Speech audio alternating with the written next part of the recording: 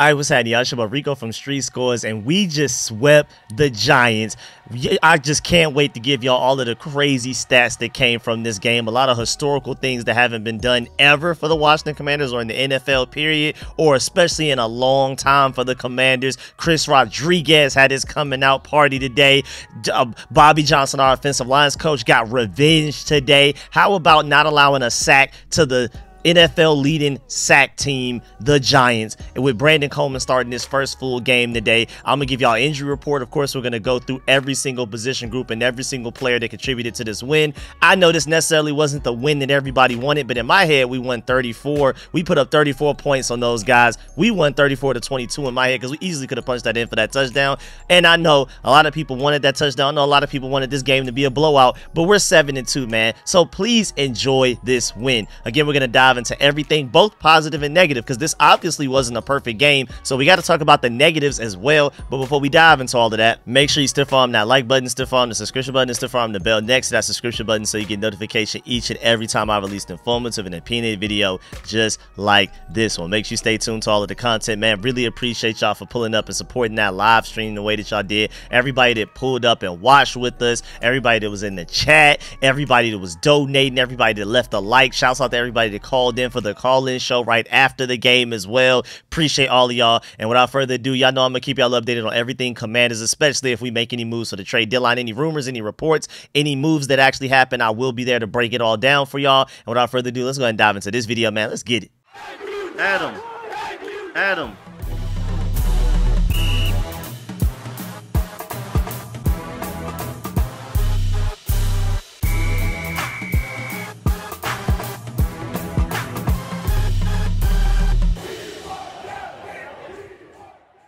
Again, we swept the Giants. It's a beautiful thing. But let's go ahead and discuss injuries. Let's go ahead and get that out the way early so we can go ahead and move on from any negativity. We can move into majority positivity, but we still have a lot of negative things to talk about. But I prefer to get the injuries out the way first so we can start to celebrate early. So Phidarian Mathis had to walk off the field on his own, and then he headed back to the locker room with the medical staff, and apparently he was being checked for a concussion. And I don't know what's going on with big guys getting concussions lately, because Brandon Coleman suffered a concussion versus the Panthers, which forced him to miss the Bears game last week, and then he finally came back this week. But what's up with guys in the trenches suffering concussions like this? That's weird. Like a running back, I understand. A wide receiver, I could get it. Maybe a linebacker, maybe even a DB. But like defensive tackles and offensive linemen, now granted they do bang heads a lot more often than people think, but they've definitely adjusted the rules to kind of help with that a little bit. And it's just crazy that it's still happening right now. And then after the game, Seawall Sports, she said that she just saw Commander Center Tyler Biotish riding in one of the golf courts with his uniform still on.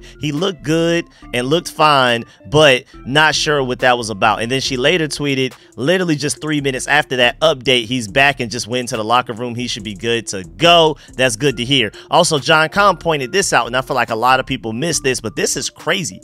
Nick Allegretti said that he had to pop one of Brandon Coleman's fingers back into place mid-game. He said, quote, "I almost went down because I'm queasy."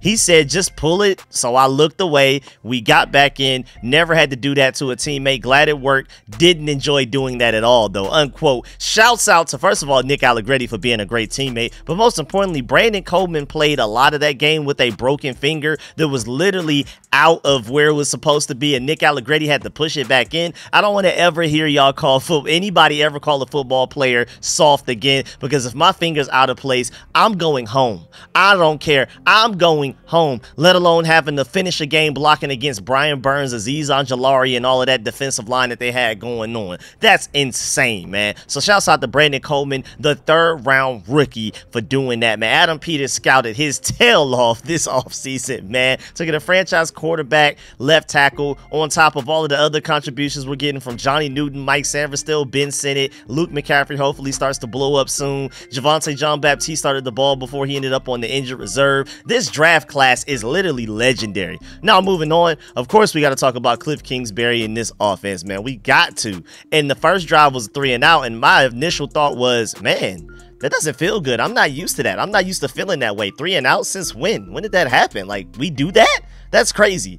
But Shouts out to Deonte Fowler and for the strip sack, and then Bobby Wagner for the recovery, because we went 3 and out the first drive, and then immediately after that we ended up getting a touchdown. So shouts out to Deonte Fowler and Bobby Wagner for that one. We went no huddle after an Austin Eckler run, and then it was a touchdown to Terry McLaurin on a slant. And I mean, shouts out to the red zone improvement. Remember, all we did was kick field goals against the Giants last time we played them. This time around we ended up putting up 3 touchdowns on their heads. We should have had 4 again, because we easily could have given that to Chris Rodriguez at the end of the game right there. But man, we had some good trick plays, like some good well-designed plays, also really well-timed play calling from Cliff Kingsbury as well. I mean, just going in chronological order. I mean, even after the nice, well, we had like a play action, then we dumped it off to Austin Eckler for like a really nice first down. That was like 9 minutes left in the second quarter. Then soon after that, we ran like a formation where like Austin Eckler was in the slot and McNichols was in the backfield. Like we got really creative today, man. Really creative. Cliff Kingsbury wasn't perfect. He had a couple of play calls that I did question, like, what are we doing? But man, he got pretty creative. And then 4th and 1 in the red zone, we went for it. And then Jaden Daniels ended up getting the first. I mean, just shouts out to everybody, man. And we are now 11 for 11 on 4th downs this year. We converted 2 of them in this game alone, man. It's so beautiful. I'm so happy about this team, man. Especially the second one was crazy, because we're up 14-7. It's 1 minute and 20 seconds left in the second quarter. We end up scoring later on this drive as well, but we barely get the first down. Austin Eckler has to fight for like that very little bit of yardage just to get it. And then, I mean, to finish the drive, elite drive to end the second half. I mean, that's the assistant head coach of the year type of material right there. That's like the case. If you want to give the NFL, whoever's voting on this, like one drive to show them why Cliff Kingsbury should win assistant of the year, you could argue it's probably that one. He made a great case with that one, because the screen to De'Ami Brown and then following it with Jaden Daniels to making that throw, the confidence to even call that play for Jaden Daniels to make that throw to Terry McLaurin towards the sideline corner of the end zone. Elite stuff, man. I mean, we got set back by a Nick Allegretti holding penalty. It's like 20-something seconds left, and we're on like the 40-something yard line. At that point, us as fans, we're like, man, I mean, I'm cool with walking away with a field goal. That's cool with me. Cliff Kingsbury had other plans, though, man. And just to let you know, we went 2 of 2 on 4th downs just within the first half. It's the first time since at least 1980 when the stat started to be tracked for the first time ever. Washington has started a season 11-11 on 4th down. This is the first time we've ever done that in our franchise history since people actually started to track that in 1980, at least 1980. And then with 9 minutes left in the third quarter, the Giants got that touchdown, but then the Commanders came and fought right back. We ended up with a huge conversion on 3rd and 9 where he bought enough time, and then he got the ball to Austin Eckler underneath, and then he did a great job of making guys miss. It was beautiful. An elite job by Cliff Kingsbury to get the ball back with 9 minutes left in the 4th and to chew the clock all the way down to less than 4 minutes left, and we ended up getting 3 points from that as well. And we were 3 of 3 on the red zone with touchdowns in the first half, and then 0 of 2 in the second half. But again, we should have had one at the end of the game. But it's crazy that we would just touchdown in the first half, and then in the second half we couldn't get a touchdown to save our lives until the final drive of the game, where we just took a knee instead of going for the touchdown.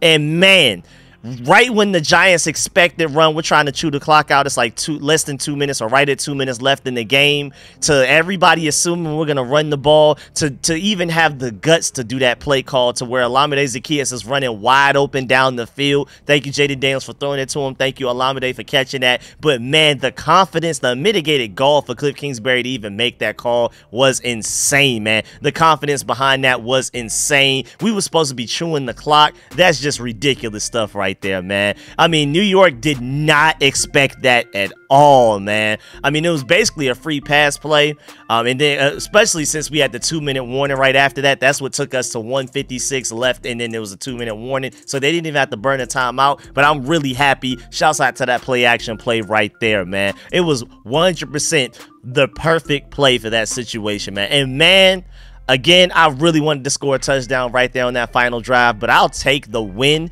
quarterback kneels are okay too. I mean, it's called victory formation for a reason. We should be excited about that. We should love that. And I don't care what the score says, because again, in my head, we won 34-22 because we easily, I mean, they couldn't stop Chris Rodriguez, especially that last drive. He was getting 4-yard runs on runs that should have been at max 1-yard gain. He was just yards after contact, pushing people forward. He easily could have gotten that 1 yard that we needed for that touchdown, especially with it being first and goal on the 1-yard line. We would have had 3 chances. There's no way they would have stopped us from scoring a touchdown right there. So to me, we won 34-22. I don't care what the stats actually say. And I feel like, if anything, we should have let Chris Rodriguez at least just have that moment. For this to be his first game, I believe, playing this season, at the very least first game contributing this much this season, I feel like him getting a touchdown would have been a great way to kind of put the exclamation point on it. Also, shouts out to Resh Manuel. He pointed out the fact that 263 points scored through 9 games for the Commanders, over 100 more points than they scored last season at the same point.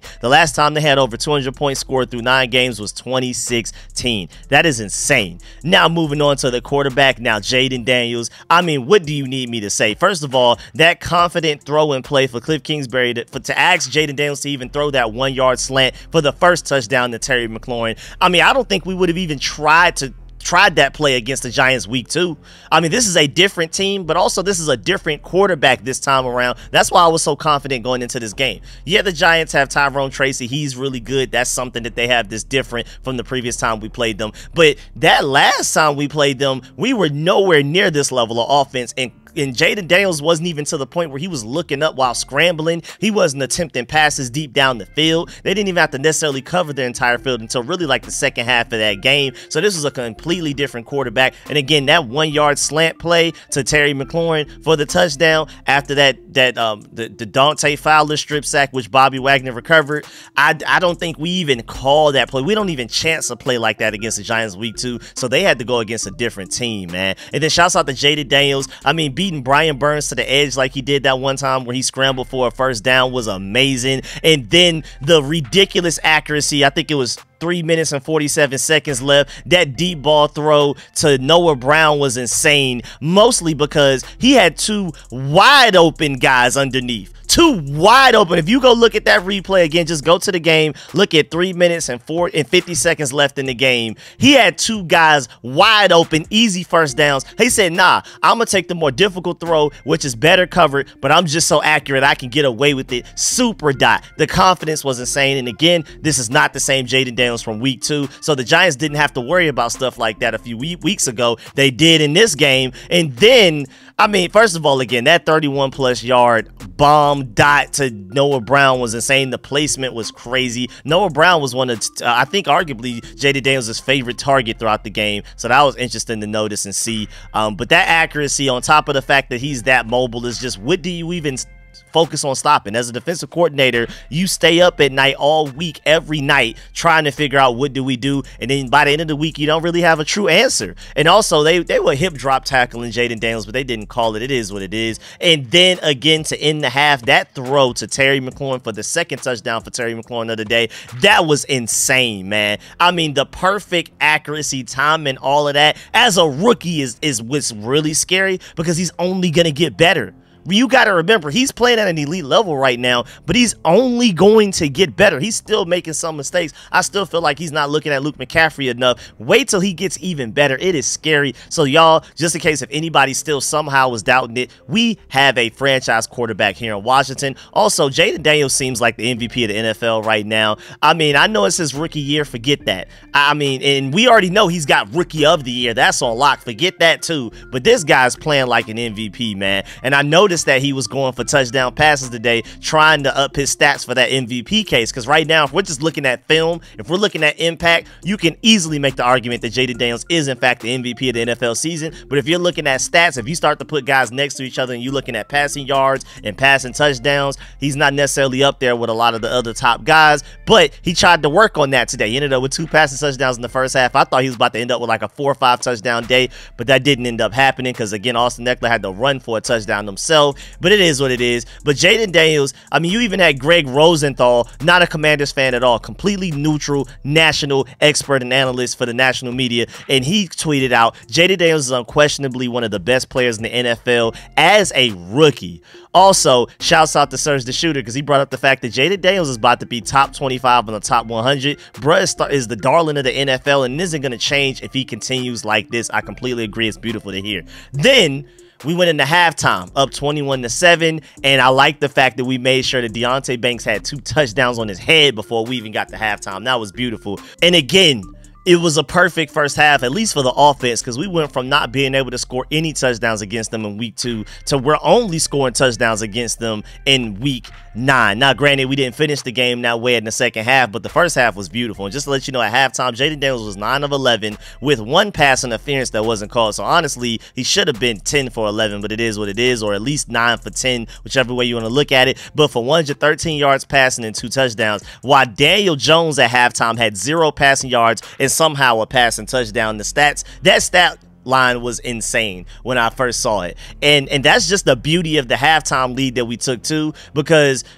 going into halftime, I was thinking, well, their strength is running the ball, but if we go up 21-7 and we start with the ball in the third quarter, especially if we would have scored immediately in the third quarter, we would have made them so one-dimensional, and they clearly wanted to run the ball, so that's why that first half was amazing. Now, it didn't live up to that. They ended up being able to pass the ball against us regardless, but it was a great way to end the first half. And then Jaden Daniels, just to let you know, at an 81.81 completion percentage to finish the first half. Of course, 2 touchdowns, 113 passing yards, no interceptions, no sacks, 21 rushing yards, and a 149.1 passer rating. Elite stuff there, man. Also, Mike Garafolo pointed out the fact that Daniel Jones is the first quarterback since 1991 to have 0 or fewer passing yards and 1 passing touchdown in the first half of a game with at least 5+ attempts. That's a very specific stat, but it's also crazy how like really bad that is, but also the fact that he still found a way to get a passing touchdown in that is just a truly remarkable, rare stat. And then we came out of halftime first drive. For some reason, Jaden Daniels had butterfingers. He came out of halftime butterfingers. He already doubled his completions within just that first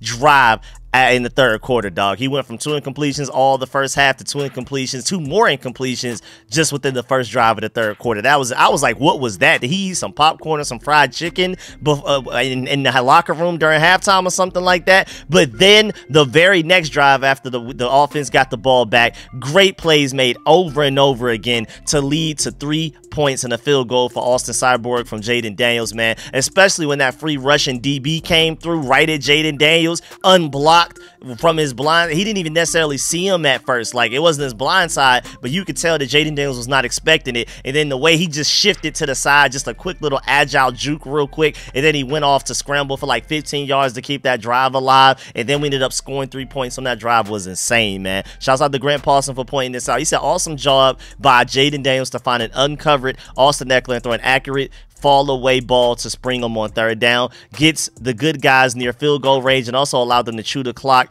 another couple of minutes. Shouts out to Jaden Daniels. Excellent game today, man. Some elite level plays. It wasn't the perfect game, but he made some elite level plays on this game. Having 209 passing yards does not tell the entire story. Jaden Daniels was highly effective in this game, and we won this game because of him. Moving on to the running backs. I mean, Austin Eckler, dog. I mean, he has so many great plays in this game. I mean, 10 minutes left in the second quarter. On 2nd and 7, the burst right up the middle for a big gain for a first down was huge at that time. And then he had that touchdown to put us up 14-7. And he had to run over a grown man, an NFL starting linebacker. He had to run that guy over for that touchdown, man. I was saying B-Rob probably let Eckler borrow some of his strength for that touchdown, bro, because that's not the Austin Eckler type of play. He's more so shifty, outside receiving back type of guy. He looked like Brian Robinson on that touchdown. And then later on in the game, he ran over another linebacker to pick up the first down on 4th and 1. Austin Eckler gave it his all. He may not be Brian Robinson when it comes to strength, yards after contact, and churning out extra yards and falling forward, but he gave it his all today, and it mattered for a touchdown and a big pickup on 4th and 1. And then Chris Rodriguez at a certain point came into the game and had a great block on Brian Burns to allow Jaden Daniels to throw for a first down to Ben Sinnott on that third down. That was a perfectly well-designed play, perfect timing on the play call as well. But Great block by Chris Rodriguez there. And then the very next 2 plays, he had great runs leading the first downs, man. I mean, and then Austin Ekeler had a big pickup on 3rd and 9 to keep the ball in our offense's hands and the clock moving at a certain point in that game. Then Chris Rodriguez came back out there and had some more great runs. I mean, it just seemed like almost every time he touched the ball, it was going to be for a first down. And then the final offensive drive of the game, Chris Rodriguez was getting so many yards after contact, and they were huge every run.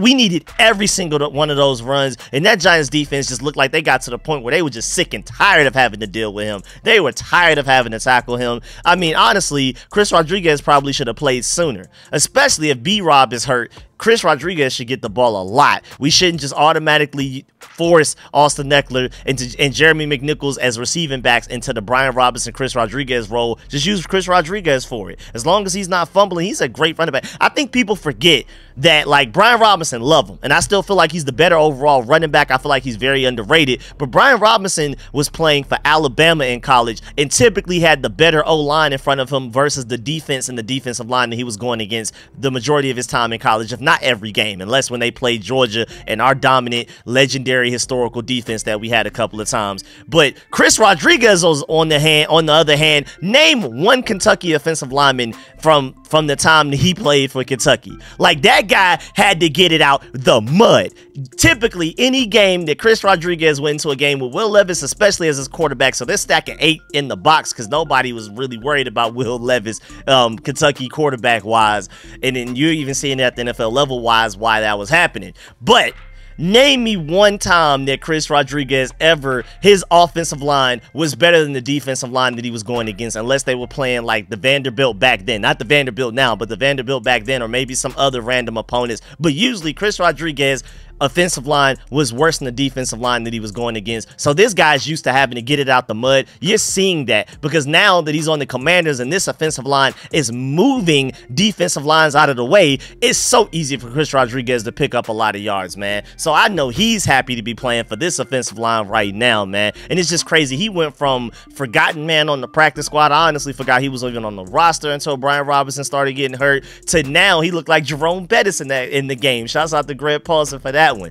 And then I also feel like we need to give Cliff Kingsbury and Anthony Lynn a lot of credit for the fact that we are truly 4 deep at running back right now. Brian Robinson, Austin Ekeler, Jeremy McNichols, and then Chris Rodriguez, who's one of the unsung heroes from this game. And then shouts out to Adam Peters for constructing this team this way as well. But Cliff Kingsbury and Anthony Lynn deserve a lot of credit for the way that this run game is orchestrated and designed right now. And Bobby Johnson, the offensive line's coach, but we'll get there when we talk about the offensive line very soon. Moving on to the wide receivers. Just to let you know, Terry McLaurin recorded his 30th career touchdown and his 5th of the season with that very first touchdown. I think that was the slant to start the game. So I think he's up to 31 career touchdowns. Also, he's the 10th player in franchise history for the Washington Burgundy and Gold Commanders, Redskins football team, whatever you want to call them, to have 30 touchdowns, period, out of the entire franchise's history. Also, shouts out Noah Brown, man. He had a fantastic game today, dog. Oh, also, just to go back real quick, Chris Rodriguez led our team in rushing with 53 yards. We had 150 yards total as a team, which is great. We almost caught up to the Giants. They only finished the game with 164. I feel like we need to point that out. We almost caught up to them in rushing yards, but Chris Rodriguez was our leading man with 53 yards on the same amount of carries as Austin Ekeler. Chris Rodriguez had 53, Austin Ekeler had 42, Jaden Daniels had 35, and Jeremy McNichols had 20. But back to the wide receivers, Noah Brown led our team in receiving yards and receptions. He had the most targets with 6. He had 5 catches for 60 yards, and it felt like every one of his catches were big ones. He also had a pass interference that he drew against the Giants, which led to one of our touchdowns in the game. So shouts out to him for that. And I mean, just a great game from him, especially like that Bears game. He had some drops, and then he made the catch of a lifetime for the Hail Mary, and then he continued that momentum into this game, so I really appreciate it, man. And then again, leading up to that pass interference call, he already had 4 targets, 3 catches, 50 yards, and then drew a 22-yard pass interference, which set up a goal line sequence which we ended up scoring a touchdown on. And then Deonte Brown, man, gotta shout him out as well. That one reception he had was that 24-yard screen play. That was a big game gain on 3rd and 18 to even give us any sort of hope that we could score a touchdown before halftime, man. And then Jaden Daniels threw that dot to Terry McLaurin to put us up 21-7. And now when you look back, it almost feels like we really needed that touchdown. So De'Ami Brown, man, ball out. Shouts out to Serge the Shooter, because I completely agree. That boy De'Ami after the catch, De'Ami on a 9-ball, and De'Ami on a tunnel screen, all strengths for this team. Use him where his strengths are geared towards, and he is solid in your rotation. I completely agree. De'Ami Brown definitely has a niche for this team, and I mean, easily by far, he's our best screen wide receiver right now.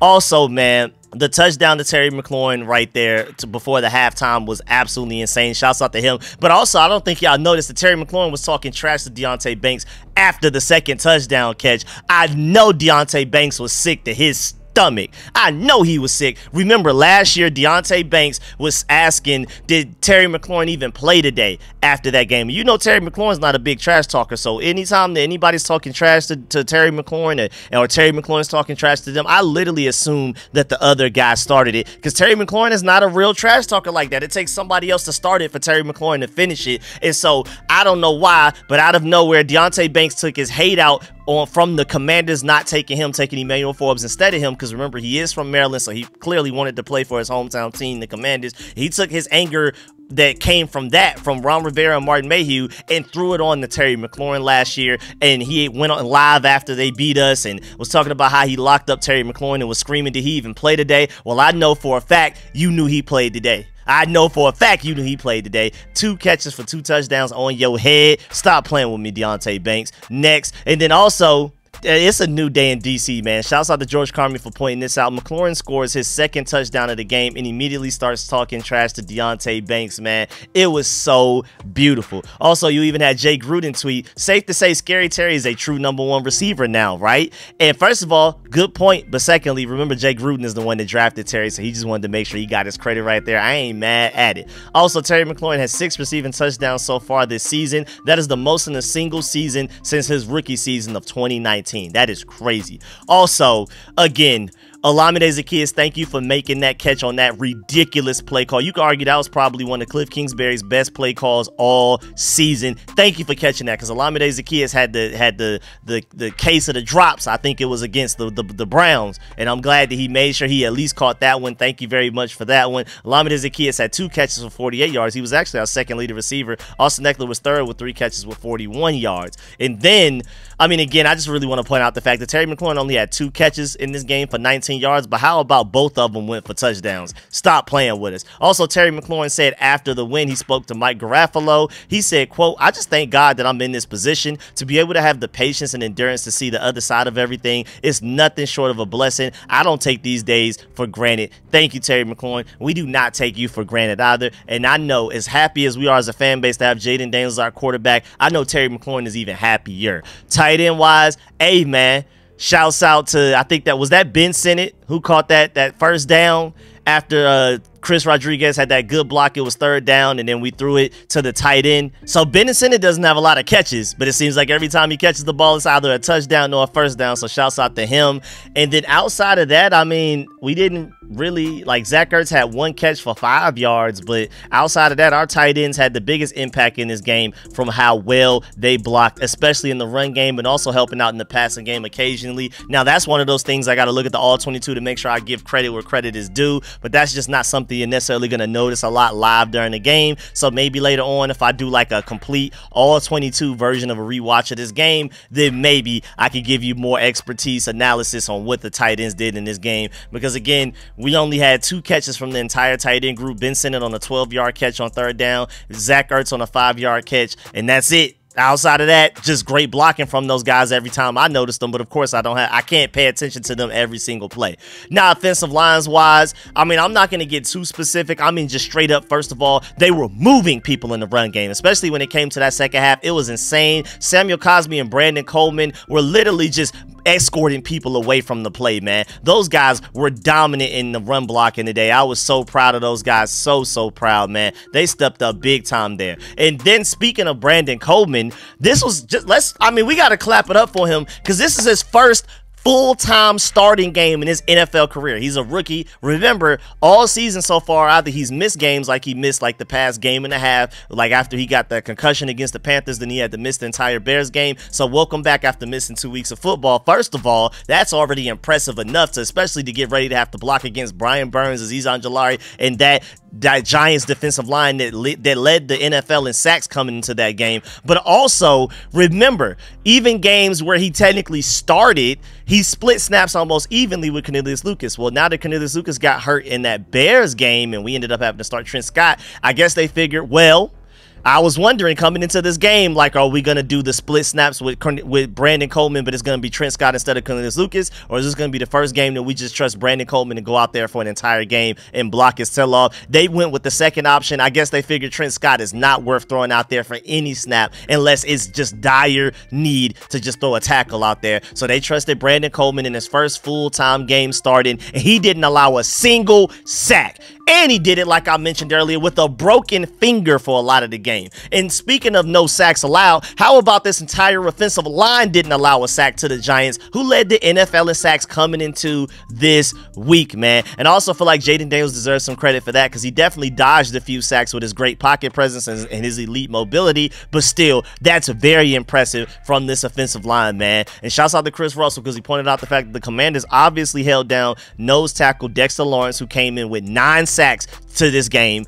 Outside linebacker Azeez Ojulari, a Georgia dog, who had 5 sacks in the last 3 games, and Brian Burns to absolutely nothing. Zip, nada, niet, good night. And then also shouts out to Mason Kinahan for pointing out the fact that Jaden Daniels was pressured 3 times all game. That's it. Elite work from this offensive line against Dexter Lawrence, Brian Burns, Azeez Ojulari, and others. I completely agree. And remember, this was a revenge game for our offensive lines coach, Bobby Johnson. He was the Giants O-line coach last year. So now we can see through 2 games against them that it's definitely looking like it wasn't his fault that the Giants O-line was so bad last year. That was a talent issue, not a coaching issue, because he has our O-line over here balling. Now let's move on to the defensive side of the ball. Now defensively, very up and down day. There were moments in that game where I was like, okay, defense. And there were moments in that game where I was like, ooh, boy, it's time to be buyers before this trade deadline on Tuesday at 4 p.m., man.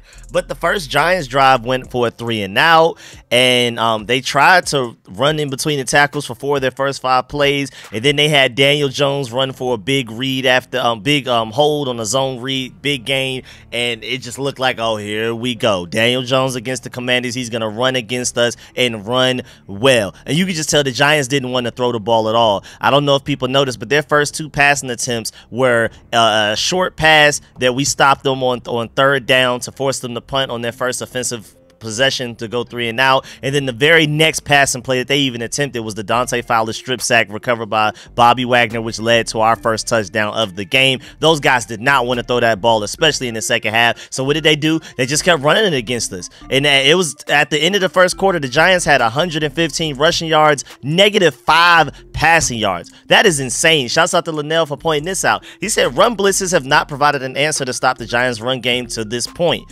They got to stop the run, or this magic carpet ride is going to come to a screeching halt. They almost ended our nice little win streak we were starting to build on. Good teams are in bottom 5 and stopping the run. I completely agree. I'm rooting for the turnaround, but we do got to be aware that we got to go against Najee Harris, Saquon Barkley, Alvin Kamara, Bijan Robinson, Tony Pollard, and Spears. All are those. That's our schedule of games that we have to go against, man. So we got to get better there. And I don't even necessarily feel like we need to trade for like an elite run stopper. We just need to get better in coverage. We need to get an edge rusher that can get to the quarterback better and on the corner that can cover better, so we can focus more resources on stopping the run. We can stack the box a little bit more because we don't have to worry about keeping so many guys back in coverage. I think that's our answer. But also at a certain point in that game, the defensive line, especially the interior defensive line, just did a better job of not allowing the offensive line to move them out the way, so that helped a lot as well. But our defense is playing really soft, especially in that first half against the run, and then the second half against the pass. We couldn't stop the run to save our lives in the first half. We couldn't stop them from passing the ball in the second half to save our lives. It was just crazy, and I was so upset because I don't know if I should direct this anger towards Joe Witt Jr. or the players. I feel like it's more so the players than anything else, but maybe he does deserve a little bit of blame at least, because I felt like the second half we were playing so passive. We were playing like, okay, we got the lead. Let's just play bend but don't break. But then we kept breaking.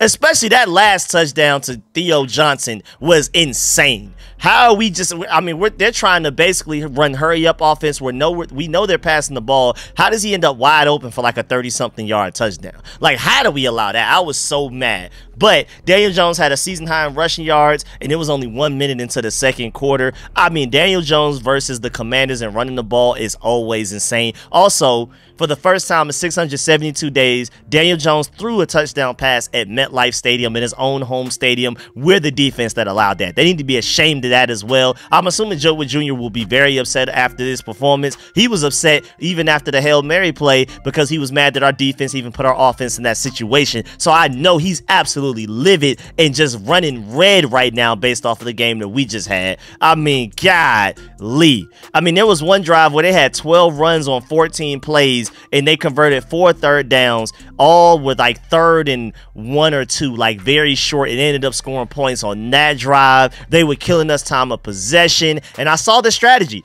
On their end, they were like, if we run the ball, control time of possession, don't allow Jaden Daniels to touch the field, we have a better chance of winning. The best defense against Jaden Daniels is an offense that doesn't allow him to get the ball. I understand the strategy, man. At a certain point, they had 140 rushing yards, while Daniel Jones was 4 of 4 for -8 yards. I mean, that is just insane. What kind of stat is that, man? And so our offense had to respond with a good drive. We really needed one. We had the ball for only 2 minutes and 30 seconds well into that game. At a certain point, the Giants were already double digits in time of possession. We only had it for 2 minutes 30. Our defense was getting killed, and then the offense responded with a long touchdown. We needed that. But then Malik Neighbors ended up getting his first target, but it was a batted down pass by Frankie Louvu. But that was interesting that Malik Neighbors, who ended up having 9 catches for 59 yards, but he didn't get his first target until 6 minutes left in the second quarter because they were running the ball so well. It was like, why even try to throw it? And every time I try to throw it, Daniel Jones is under constant duress, strip sack type of stuff. But shouts out to the defense. At a certain point, they finally got a 3 and out, and it was a really good, well-timed blitz by Joe Wood Jr. on 3rd down to get the Commanders off the field. And I mean, it was literally the first 3 drives. It was 3 and out immediately. Then it was ridiculous drive to where we just couldn't stop them. And then it was the third drive was get them off the field 3 and out as well. So the first half wasn't looking that bad. They only had 7 points against us in the first half. But boy, and hey man, shouts out to the refs, bro, because that was not a 4th down conversion when it was, remember that play? It was 3rd quarter, 8 minutes and 40 seconds left. We're up 21-7. They end up scoring a touchdown on that drive. They should have never even been that close to a touchdown. I was mad at Brian Daboll for being upset about the refs calling an offensive pass interference on that pick play. That receiver didn't even try to run a route, let alone y'all shouldn't have had the ball to even get in that position to score that touchdown or anything like that. Like that was not, or I think they ended up kicking a field goal, not a touchdown on that drive. So they made the score 21-10. But either way, y'all should have never even been that close to getting to field goal range because y'all did not convert that 4th and 2. The refs showed y'all a lot of love and grace for giving y'all that 4th and 2. But also, Dan Quinn, I need to talk to you because you and Dave Gardy are literally here to handle situations like that. Why did you not throw that red flag there? I was very disappointed, and I really love what Dan Quinn has done overall for this entire team, this entire season, but that play really upset me with him because why do you not, even if you wasn't sure if they got the first down, even just from momentum's sake, even if you would have been wrong, throw the challenge flag. How often do you throw challenge flags? Just go ahead and throw it. Just throw it even for the situation, just in case if they didn't get it. Even if you didn't have a good look at it, you're supposed to throw that challenge flag immediately. You can tell by how the Giants rushed back to the line of scrimmage to hurry up and run a play so you couldn't throw the flag is the exact reason why you should have thrown one.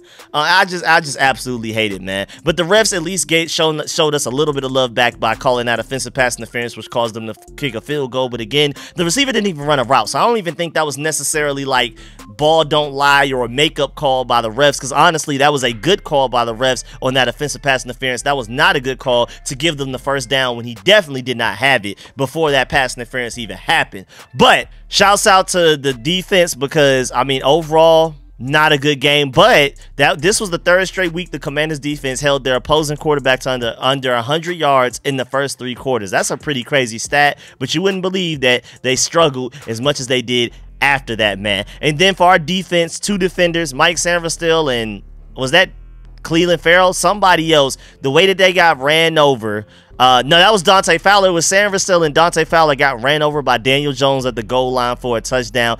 That was insane. That was the most embarrassing play of the game, arguably the most embarrassing play of our defense the entire season. But at least every time they scored touchdowns, we stopped them from converting 2-point conversions. That came back big for us. I don't even know why they were necessarily going for them, but that is what it is. I'll take it, man. And then they let them score another Giants touchdown easily. I mean, just Lord have mercy, bro. It was just crazy. I just don't understand how Theo Johnson was just getting so open, bro. So I agree with Ben Standig when he said this defensive coaching staff will have plenty to discuss when the team practices this week. Giants quarterback Daniel Jones lit up the back seven in the second half, including that 35-yard touchdown pass to Theo Johnson towards the end. New York is 6 of 11 on third down and had 164 yards on the ground in that game. That is insane. And this takes me to my point that we need to be buyers before the trade deadline on Tuesday. I wanted to yell that, but my voice wouldn't even let me. But to really emphasize it, I'm going to repeat it instead of yelling it. We need to be buyers at the trade deadline before Tuesday at 4 p.m., man.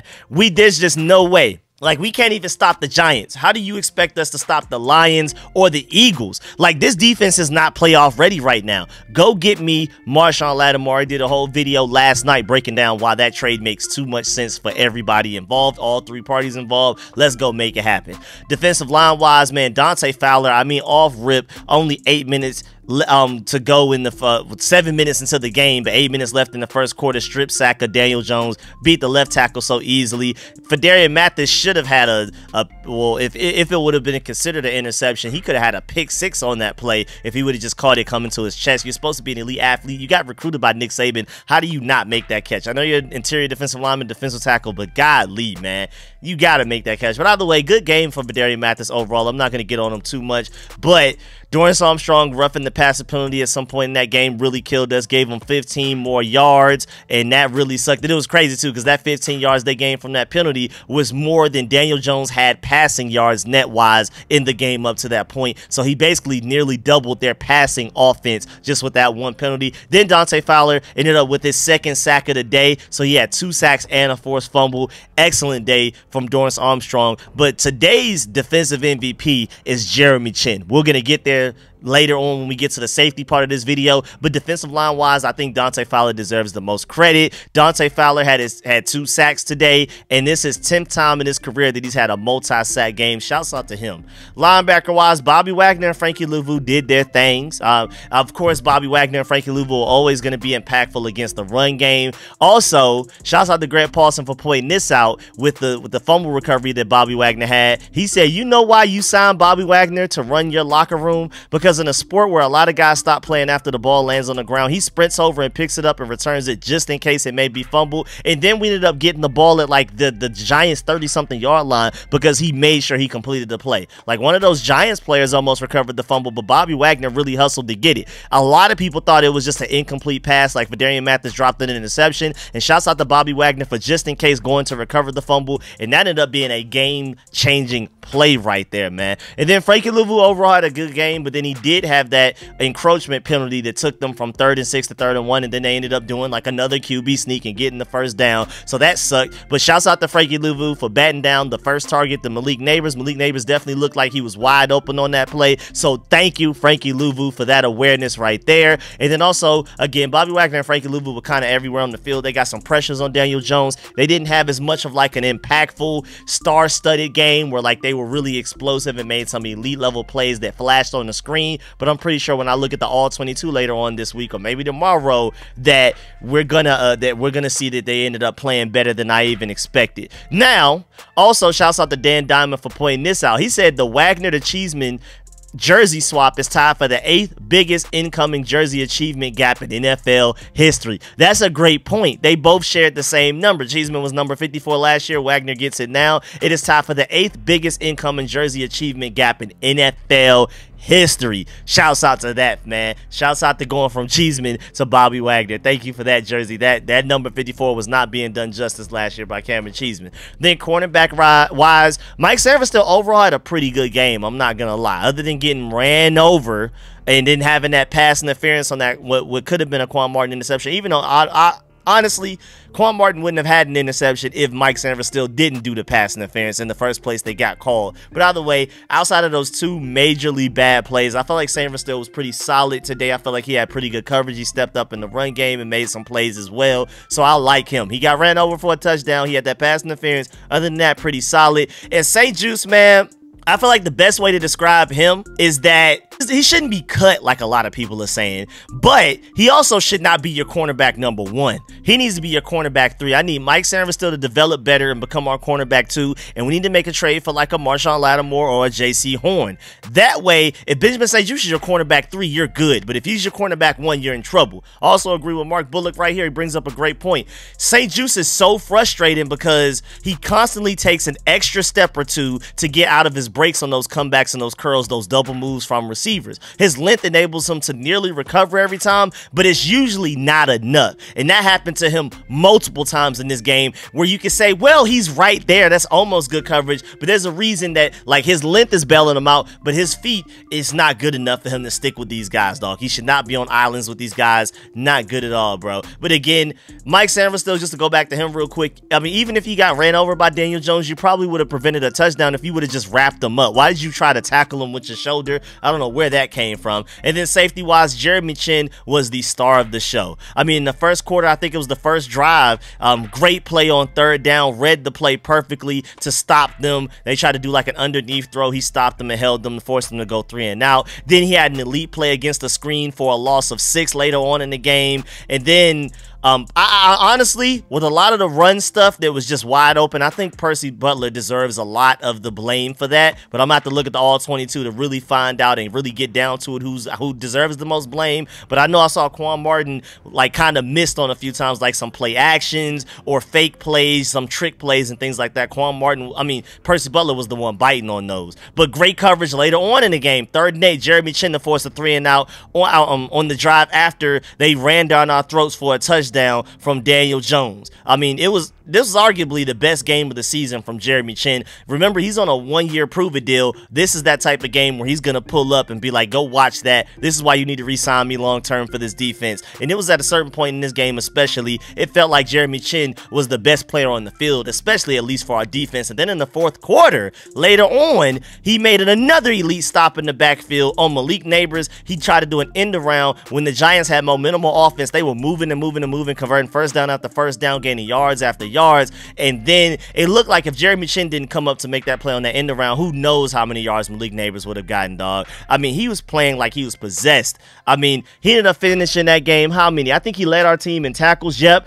13 total tackles. The guy in second place was Bobby Wagner with 7. He had 7 total tackles. The guy in second place there was Benjamin St. Juice with 6, which is not a good thing because that means you're allowing guys to catch passes on you and then you're just tackling afterwards. So excluding Benjamin St. Juice, who was getting beat in coverage, the next most solo tackles was, I guess, Mike Sanford still. Same thing. Then you have Bobby Wagner with 3, but Jeremy Chin again led our team in solo tackles with 7. He was also tied for the most tackles for losses, only with Deonte Fowler. Both of them had 2 tackles for losses. An elite day for Jeremy Chin today, man. Shouts out to Mark Bullock because he brought up a good point. Hell of a game from Jeremy Chin. He had a slow start to start the year, adjusting to a new style of play on defense. We had to admit that some of those early struggles came from going from that defense he played in Carolina to the defense that he's doing with Dan Quinn and Joe Wood Jr. here for the Commanders is different, but he definitely turned it up significantly the last few weeks, and today was like the explanation point of I'm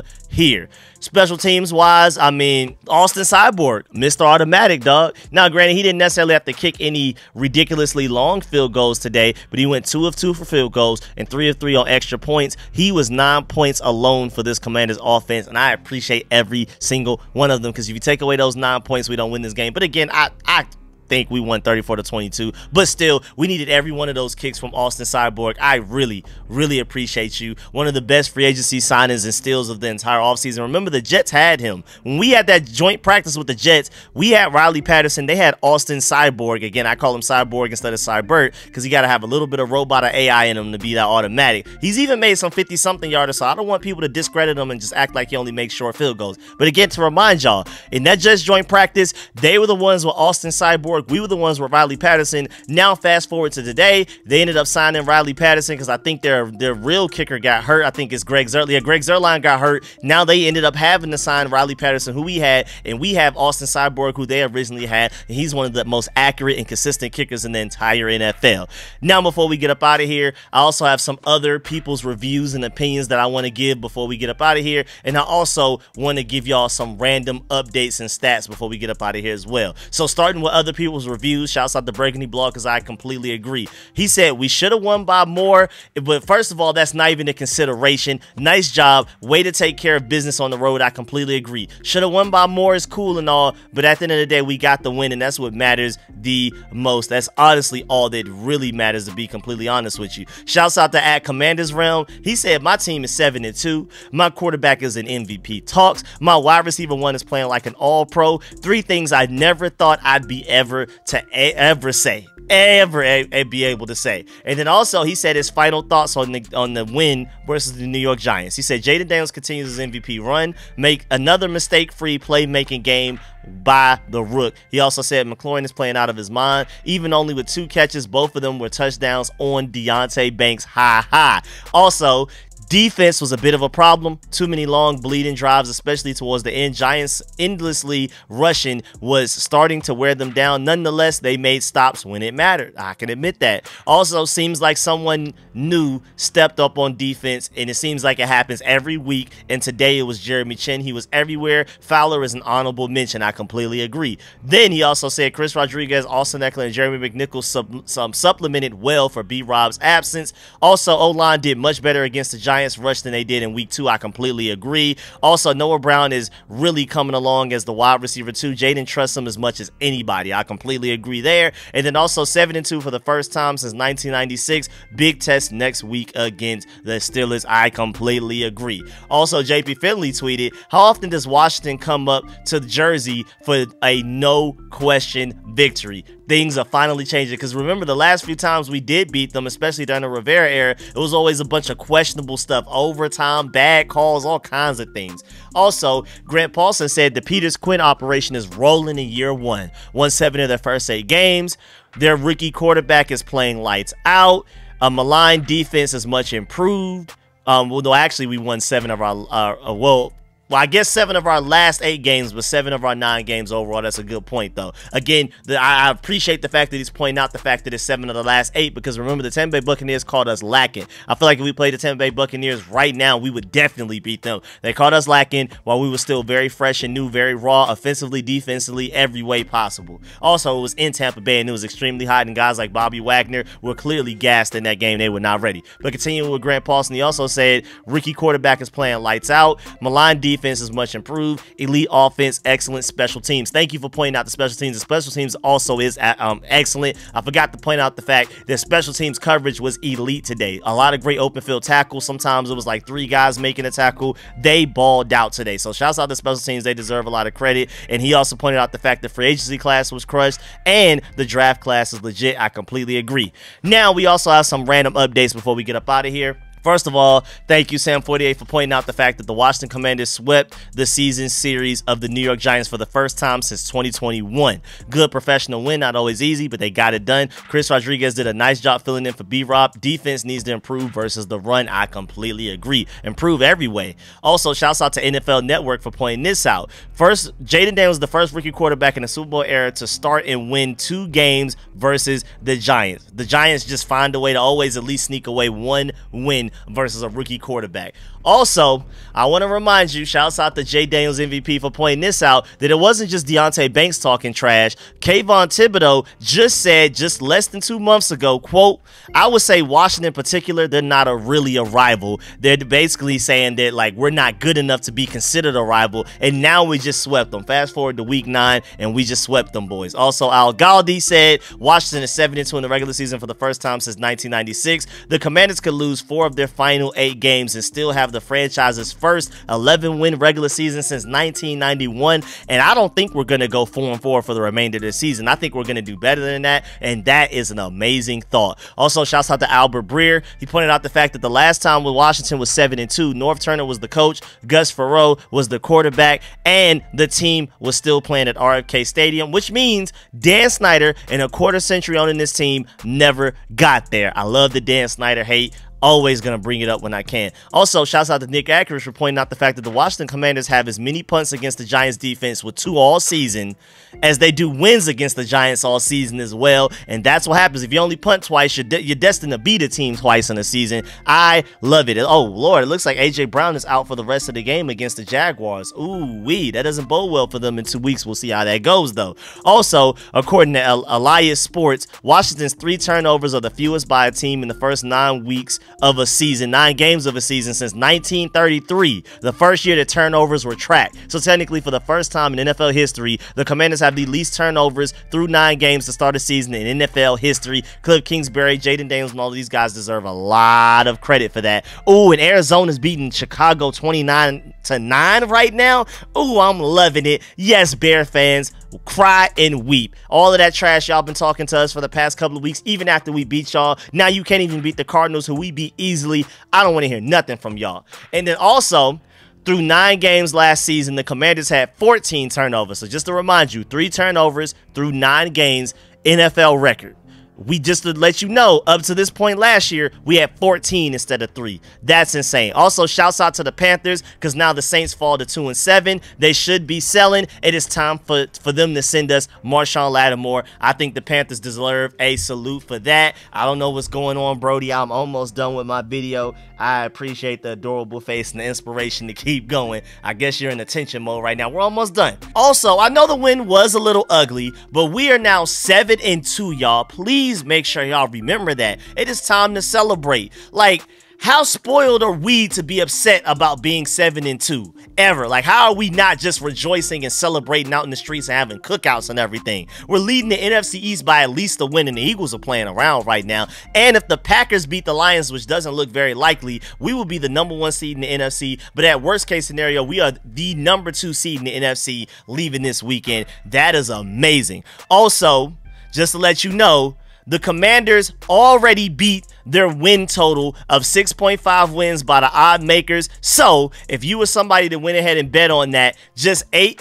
only 8, so we still have an entire 8 games remaining, and we've already beat our win total. We are the first team in the NFL to hit our odds maker win total already. So basically, we're the biggest surprise against odd makers this season. Also, shouts out to Adam Rank, because as you can see on the screen right now, he was the only one in NFL Network to pick against us, but of course, we beat his Bears. Remember, I don't know if a lot of y'all saw that, but he is a Chicago Bears fan, but most notably, after the game, he didn't give us any credit. He discredited everything Jaden Daniels did, everything we did. He kept talking about how the Bears are the better team. He also went on to say that Jaden Daniels is like milking his injury, faking it, and just trying to be like a media darling and get the media on his side. Like all kinds of trash conspiracy theory stuff. And then he continues to keep hating on us, and he was the only one to pick the Giants to win. Go ahead and keep picking other teams to beat us. Please do, so your predictions can be even worse. Your record could be worse, go down the drain, and you could be even less trustworthy when it comes to any of your football analysis. He's definitely just a Commanders hater. And then shouts out to the Commanders for posting this. Thank you for being petty back and letting Adam Rank know that he's being petty and that basically he's just a loser. Yeah, basically just a bum that's just hating on the Commanders for absolutely no reason. I thank you, Commanders official Twitter account, for getting back at him. Also, shouts out to my boy SJ from Virginia, pointing out on my call-in live show right after the game. We went from the play-by-play live stream to the call-in show live stream immediately. And while he called in, he pointed out the fact that the Commanders are doing a great job of breaking all of the curses that we had. We broke the Monday night curse. We beat the Bengals. We broke the black jersey curse. Hail Mary against the Bears. And then also we broke the Giants having our number curse. Now, it doesn't feel like we broke it 100% because that game was still too close, but we still broke the curse. We swept the Giants. They didn't beat us once this year. I love it. Also, Dan Quinn received the game ball because this is now his 50th career win as a head coach. So he got the game ball at the end of the game. Josh Harris even stood on the table to give it to him. Adam Peters was like one of the first people to come hug him. The players were so excited. They celebrated in the locker room, the future and all of that type of stuff. This was a beautiful win. Let's get it. 7-2. Let's keep it going. 8-2 after we play the Steelers next week. But yeah, man, that's in this video. Please get in the comment section. Let me know how you feel about everything discussed in this video. Please still farm the like button, still farm the subscription button, still farm the bell next to that subscription button so you get notification each and every time I release an informative and opinionated video just like this one, man. I really, really appreciate everything, man. Make sure y'all stay tuned for all of the content. Y'all know me, man. At this point, as long as I'm not unnecessarily busy, I'm doing 2-3 videos a day. And again, I promise to my channel members that I will get those film sessions out for y'all that's exclusively only to channel members. I will be doing that this week. I'm still going to be busy, but a little less busy. And of course, let me know in the comment section how you feel about this win. How do you feel about everything I said in this video? Do you agree or disagree with any of my points? Let me know how you feel either way. Let me know if there's anything that I didn't bring up in this video that I should have. Let me know if there's any stat that I missed that was impressive that you felt like I should have talked about. Make me a smarter fan in the comment section. I'm gonna try my best to read and reply to as many comments as possible, so be on the lookout for more videos. I really appreciate y'all. Do not leave this video without leaving a like. Shouts out to everybody that donated during the live stream. I'm gonna catch y'all later. I'm out.